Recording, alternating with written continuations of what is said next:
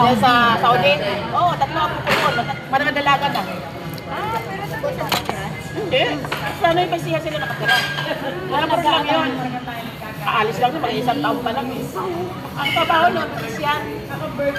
Christian sa Saudi. Yung naglinis lang yung Uy, mahal ang bayad doon. ano yun? Ano yun, yung kumpanya nila, yung Christian. Tapos ngayon, nagsiservice sila sa mga bahay. Kaya nag-tracker, tapos tatawag ko sa amo nila. Tapos, papaservice, nag-service na lang ako. Kaya nag-service doon. May tip pa yun ng mga ano, nagbibigay ng tip. Ito kanina pa ito nangangasin. Kanina pa ito nangangasin. Kain ko. Tama, ano. Sabi sa'yo, dadala-dadal. Kunin ko yan.